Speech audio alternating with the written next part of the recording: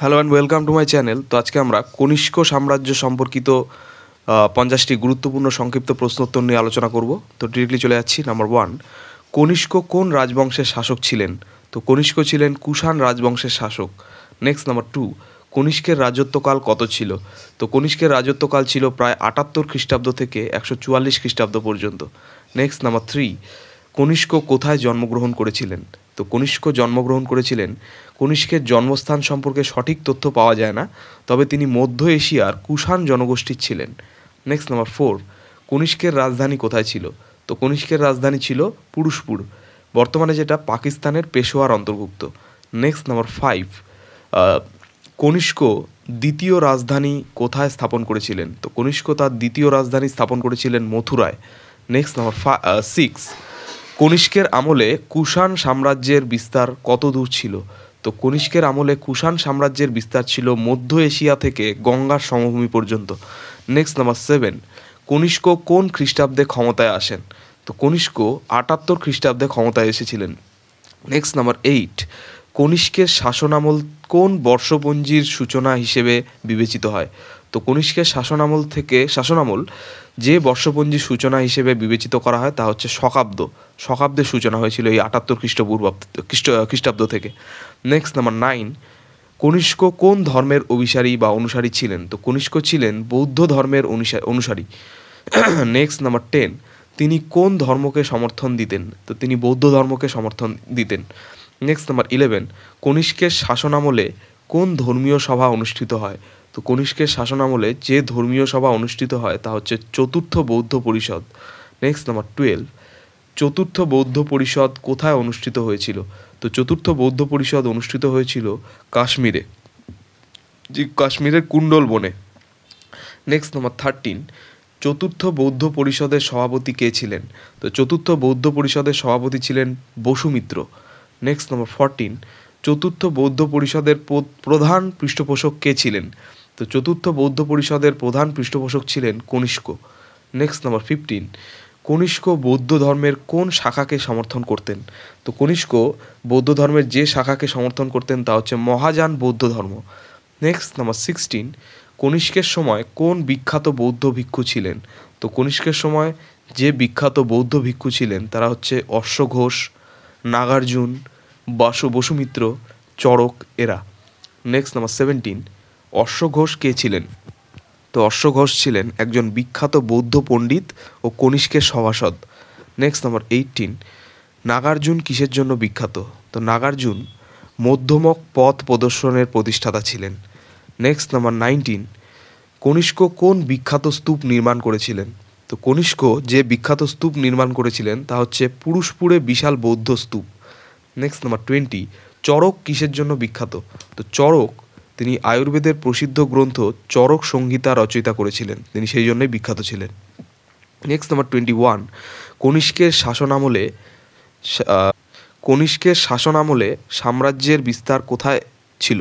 তো কনিষ্কের শাসনামলে সাম্রাজ্যের বিস্তার ছিল মধ্য এশিয়া থেকে উত্তর ভারত পর্যন্ত। নেক্সট নাম্বার 22, কনিষ্ক কোন বিখ্যাত রাজাকে পরাজিত করেছিলেন? তো কনিষ্ক সাতবাহন রাজাকে পরাজিত করেছিলেন। নেক্সট নাম্বার 23, কনিষ্কের আমলে রোমান সাম্রাজ্যের সাথে বাণিজ্য কেমন ছিল? তো কনিষ্কের আমলে রোমান সাম্রাজ্যের সঙ্গে উন্নত বাণিজ্য সম্পর্ক ছিল। নেক্সট নাম্বার 24, কনিষ্ক কোন অঞ্চলে সামরিক অভিযান পরিচালনা করেছিলেন? তো কনিষ্ক কেন্দ্র ও দক্ষিণ এশিয়ায় সামরিক অভিযান পরিচালনা করেছিলেন। নেক্সট নাম্বার 25, তিনি কোন চীনা অঞ্চলে অভিযান চালান? তো তিনি তুর্কিস্তান ও কাশগড়ে অভিযান চালিয়েছিলেন। নেক্সট নাম্বার 26, কনিষ্কের সেনাপতির নাম কি? তো কনিষ্কের সেনাপতির নাম হচ্ছে সঠিক কোনো সেনাপতির নাম জানা যায় না, তবে তার শক্তিশালী সামরিক বাহিনী ছিল এটুকু আমরা জানি। নেক্সট নাম্বার 27, কনিষ্কের সময় কোন ধরনের মুদ্রা প্রচলিত ছিল? তো কনিষ্কের সময় সোনা, রূপা ও তামার মুদ্রা প্রচলিত ছিল। নেক্সট নাম্বার 28, কনিষ্কের মুদ্রায় কোন দেবতার ছবি পাওয়া যায়? তো কনিষ্কের মুদ্রায় বুদ্ধ, শিবা, মিত্র, গ্রিক ও ইরানি দেবতার ছবি পাওয়া যায়। নেক্সট নাম্বার 29, কনিষ্কের মুদ্রায় কোন ভাষা ব্যবহৃত হয়? তো কনিষ্কের মুদ্রায় খরষ্ঠী ও ব্রাহ্মী লিপি ব্যবহৃত হয়। নেক্সট নাম্বার 30, কনিষ্কের বাণিজ্য কোথায় বিস্তৃত ছিল? তো কনিষ্কের বাণিজ্য বিস্তৃত ছিল রোমান সাম্রাজ্য, পারস্য ও চীনে। নেক্সট নাম্বার 31, কনিষ্কের সভায় প্রধান কবি কে ছিলেন? তো কনিষ্কের সভায় প্রধান কবি ছিলেন অশ্বঘোষ। নেক্সট নাম্বার 32, অশ্বঘোষের প্রধান রচনা কি? তো অশ্বঘোষের প্রধান রচনা হচ্ছে বুদ্ধচরিত ও সৌন্দরনন্দ। নেক্সট নাম্বার 33, কনিষ্ক কোন স্থাপত্য শিল্পকে পৃষ্ঠপোষকতা দিয়েছিলেন? তো কনিষ্ক যে স্থাপত্য শিল্পকে পৃষ্ঠপোষকতা দিয়েছিলেন তা হচ্ছে গান্ধার ও মথুরা শিল্প। নেক্সট নাম্বার 34, গান্ধার শিল্পের প্রধান বৈশিষ্ট্য কী? তো গান্ধার শিল্পের প্রধান বৈশিষ্ট্য হচ্ছে গ্রিক ও ভারতীয় শিল্পের সংমিশ্রণ। নেক্সট নাম্বার 35, মথুরা শিল্পের বৈশিষ্ট্য কী? তো মথুরা শিল্পের বৈশিষ্ট্য হচ্ছে স্থানীয় ভারতীয় শৈলীর প্রভাব বৈশিষ্ট্য। নেক্সট নাম্বার 36, কনিষ্কের শাসন আমলে প্রধান লিপি কী ছিল? তো কনিষ্কের শাসন আমলে প্রধান লিপি ছিল খরষ্ঠী ও ব্রাহ্মী। নেক্সট নাম্বার 37, কনিষ্কের মৃত্যু কিভাবে হয়?